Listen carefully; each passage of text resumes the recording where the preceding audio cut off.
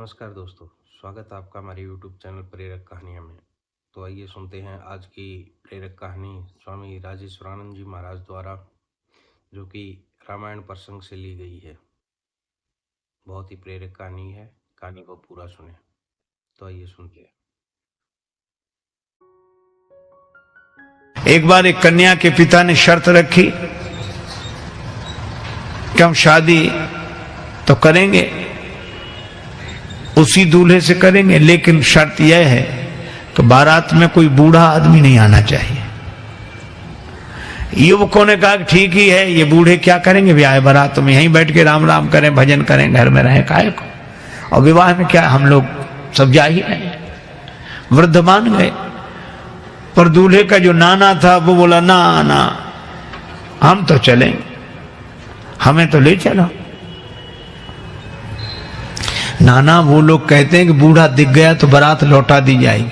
नाना बोले तो ऐसे ले चलो कि दिखे नहीं, पर ले चलो।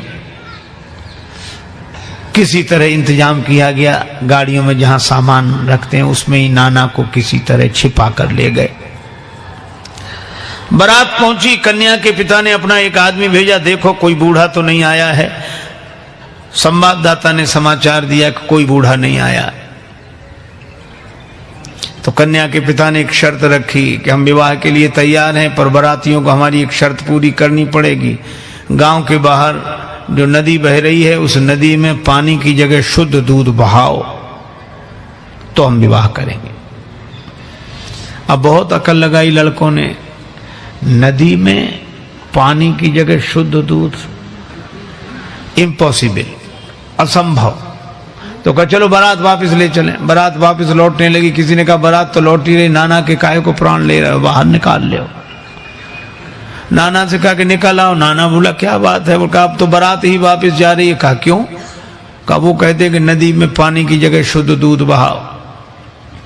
नाना मुस्कुराया कि छोटी छोटी बातों पर कहीं बारातें लौटती हैं।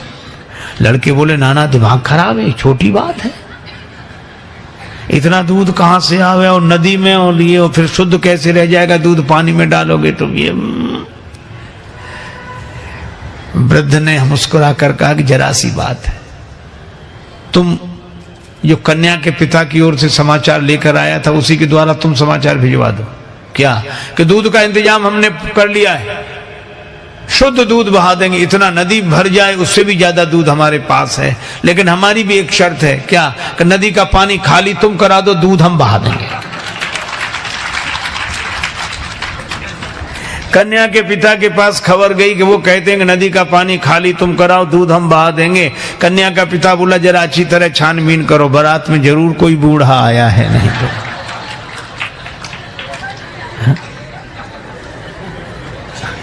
वृद्धों की महिमा है। देखो आज के समय की एक घटना सुनाऊं। एक बार क्या हुआ, रेलगाड़ी के एक डिब्बे में कुछ नवयुवक विद्यार्थी चढ़े, लड़के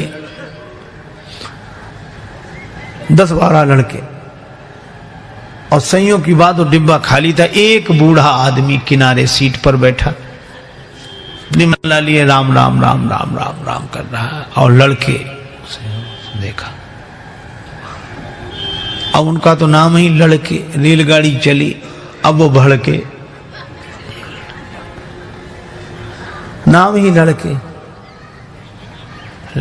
जहां जाए वहां से लड़के आए। घर में रहें तो लड़के, बाहर जाएं तो लड़के, इससे लड़के उससे लड़के। अब रेलगाड़ी चल रही थी, वो 10-12 लोग लड़के बोले कि बड़े बोर हो रहे, कुछ करो। कहा इसमें क्या करोगे, बैठे रहो आराम से। कहा नहीं कुछ तो करो। कहा क्या करें? कहा जंजीर खींचो, गाड़ी रोको। अरे कहा देखते नहीं 500 रुपये जुर्माना और 6 महीने कैद, साफ साफ लिखा, या दोनों हो सकते। तो कहा हम लोग इतने लोग हैं, 500 रुपये इकट्ठा नहीं कर सकते। कर ले। कहा फिर जंजीर खींचेंगे। अब 500 जरूरी थोड़े, किसी ने 100 दिए, किसी ने 200 दिए, 1200 रुपए हुए। और 1200 रुपए उनमें से एक मुख्य आदमी था, उसके लड़के की जेब में रख दिए और कहा कि अब जंजीर खींचो। पहले तो पैसा लगेगा नहीं, लगेगा दे देंगे, पैसा है तो पास में, खींचो। तब तक एक लड़का बोला एक नया पैसा नहीं लगेगा, जंजीर हम खींचेंगे, गाड़ी रुकेगी, अधिकारी आएंगे, नाम इस बूढ़े का लगा देंगे किसने जंजीर खींची। अब बूढ़ा बेचारा बहुत हाथ जोड़े कि भैया हमने आपका क्या बिगाड़ा बच्चों, हमें काहे को, अरे ऐसा मत करो। लड़के बोले बड़ा मजा आएगा, ये गिड़गिड़ाएगा। कुछ लोगों को इसी में मजा आता, पर पीड़न रति, दूसरे को दुख पहुंचाकर सुख पाना।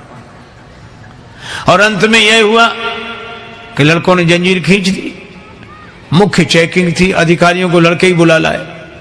इस बूढ़े ने जंजीर खींची, इस बूढ़े ने जंजीर खींची। अब वृद्ध बड़ा हैरान कि अगर हम कहें भी कि हमने जंजीर नहीं खींची तो मानेगा कौन? ये 10-12 लड़के और सब हमारे बारे में यही कह रहे हैं कि जंजीर खींची। तो उसको भगवान ने ऐसी प्रेरणा दी, अधिकारी ने डांटते हुए कहा तुम वृद्ध होकर शर्म नहीं लगती, जंजीर क्यों खींची?